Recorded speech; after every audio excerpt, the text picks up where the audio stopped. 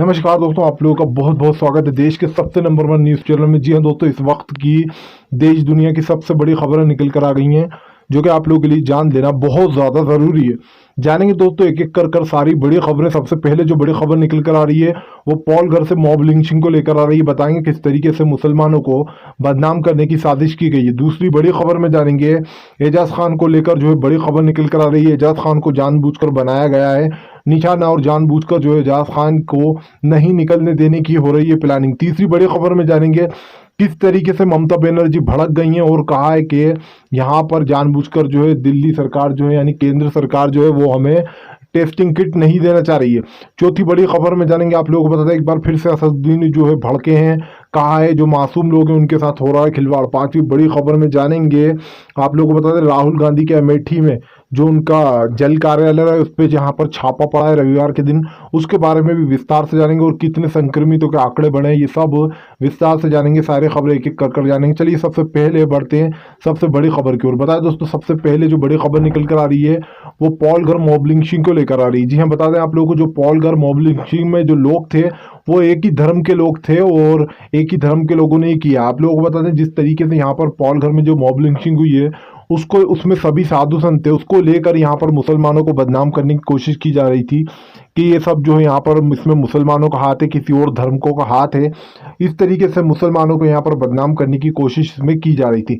लेकिन आप लोगों को बता दें उद्धव ठाकरे जो है हमारे मुंबई के, उन्होंने जो है साफ साफ यहाँ पर पोस्ट लिख के कहा है कि अगर इसमें उल्टी सीधी बातें कहीं तो साइबर के क्राइम जो होता है वो यहाँ पर इस पर सख्त से सख्त कार्रवाई करेगा। और जो भी ऐसी झूठी खबरें उड़ाएगा, जैसे कि आजकल धर्म को लेकर झूठी खबरें उड़ाई जा रही हैं और जिस तरीके से यहाँ पर हिंदू मुसलमान करा जा रहा है, अगर इस खबर को लेकर भी लोगों ने ऐसा किया तो यहाँ पर साफ कर दिया उद्धव ठाकरे ने कि उन पर सख्त से सख्त कार्रवाई होगी। आप लोगों को बता दें यहाँ पर इसमें कम से कम 19 लोगों को गिरफ्तार किया गया और जांच के लिए भेजा गया। ऐसे में उद्धव ठाकरे ने साफ कर दिया कि अगर किसी ने भी झूठी खबर फैलाने की कोशिश करी या फिर इस मामले को भी हिंदू मुस्लिम से जोड़ने की कोशिश करी तो उसका असर आपको देखने को मिलेगा और सरकार बिल्कुल भी इस पर रियायत नहीं करेगी और उस पर ज़बरदस्त तरीके से कानूनी कार्रवाई होगी। चलिए खैर बढ़ते हैं एक और अगली बड़ी न्यूज़ की ओर।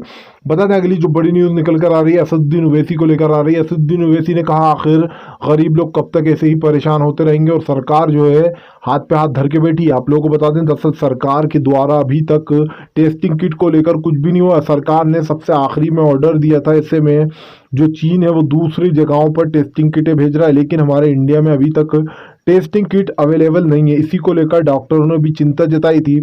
लेकिन यहाँ पर लॉकडाउन बढ़ाया जा रहा है, जिस तरीके से लॉकडाउन बढ़ रहा है इससे जो है जनता की मुश्किलें और भी बढ़ती जा रही है। दरअसल आप लोगों को बता दें कई गरीब परिवार ऐसे हैं जो कि रोज़ आकर कह रहे हैं कि हम तक खाना नहीं पहुँच रहा है, हम भूखे सो रहे हैं। आप लोगों को बता दें सबसे ज़्यादा जिसको परेशानी हो रही है लॉकडाउन में वो है गरीब परिवार। चाहे सरकार कितना ही कर ले, चाहे सरकार कह दे कि हमने ये करा है वो करा है, लेकिन सब तक खाना नहीं पहुंच सकता है। जिस तरीके से लाखों लोग इस दुनिया में करोड़ों लोग हैं, उन एक एक तक खाना पहुंचाना मुश्किल है। आप लोगों को बता दें अगर आप उन लोगों को देखेंगे तो आपकी आंखें नम हो जाएंगी। जिस तरीके से गरीब परिवार ये भुगत रहा है, ये कहना गलत नहीं होगा कि इसमें सबसे बड़ा हाथ सरकार का। सरकार को उस पर ध्यान देना चाहिए जिस तरीके से गरीब लोग परेशान होना। चलिए खैर बढ़ते हैं और अगली बड़ी न्यूज़ की ओर। बताते हैं अगली जो बड़ी न्यूज़ निकल कर आ रही है वो यहाँ पर राहुल गांधी को लेकर आ रही है। जी हाँ, दरअसल राहुल गांधी के अमेठी में जल कार्यालय में छापा मारा था।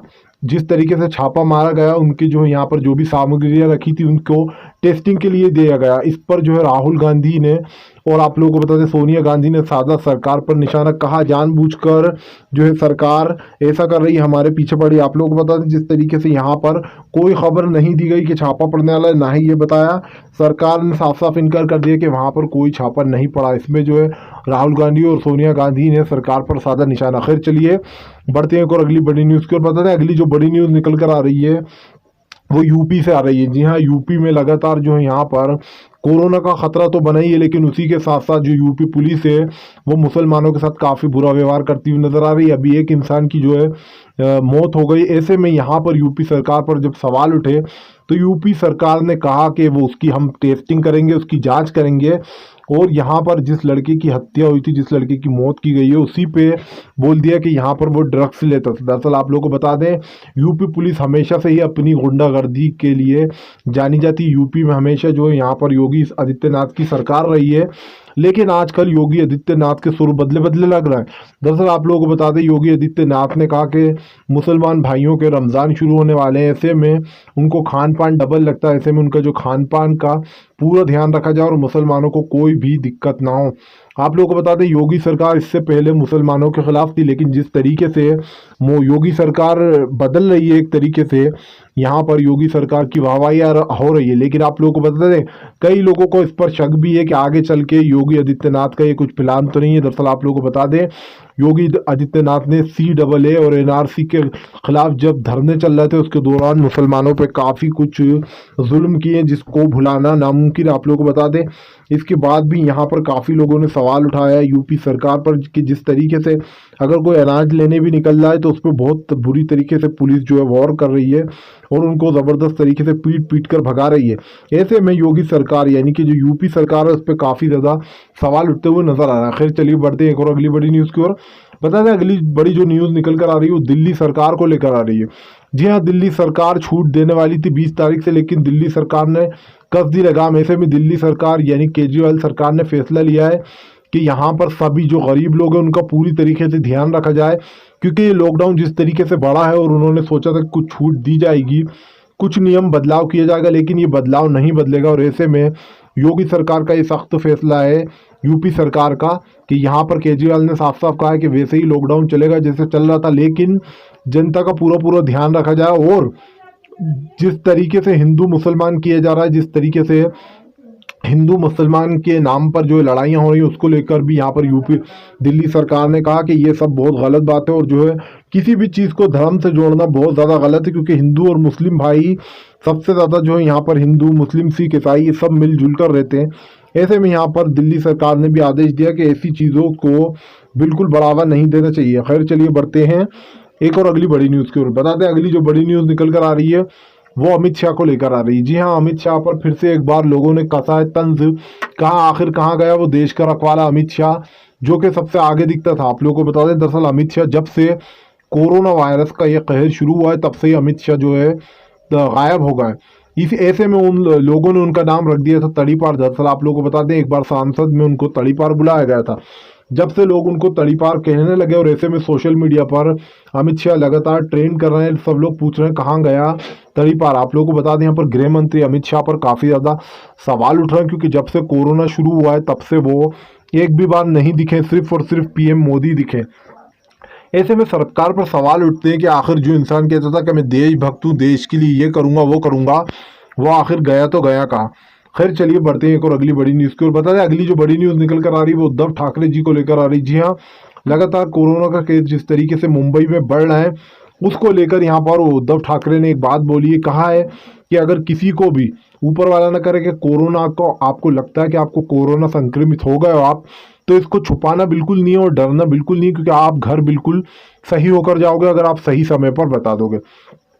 दरअसल हम आप लोगों को बता दें, बहुत सारे मासूम लोग ऐसे होते हैं जिनको कोरोना हो जाता है, लेकिन वो सरकार से छुपाते हैं इसलिए कि उन्हें लगता है पता नहीं हमारे साथ अस्पताल में क्या होगा, लेकिन वो अपनी जान से हाथ धो बैठते हैं। ऐसे में वो बहुत ज़्यादा केयरलेसपन करते हैं। आप लोगों को बता दें, जिस तरीके से जैसे आपको अगर लगता है कि आपके आसपास कोई ऐसा इंसान है संक्रमित, या फिर आपको लगता है कि आपके साथ कुछ ऐसी चीज़ें हो रही हैं जिससे आपको यकीन है कि आपको हो सकता है कोरोना पॉजिटिव, वो आप फ़ौरन अगर आप डॉक्टर के पास जाओगे तो आपकी जान बच जाएगी। लेकिन अगर आपने कुछ दिन तक टाल दिया इस चीज़ को, तो समझ लीजिए कि आप अपनी जान से हाथ धो बैठेंगे और आपको बाद में आपके परिवार वाले काफ़ी ज़्यादा याद करेंगे।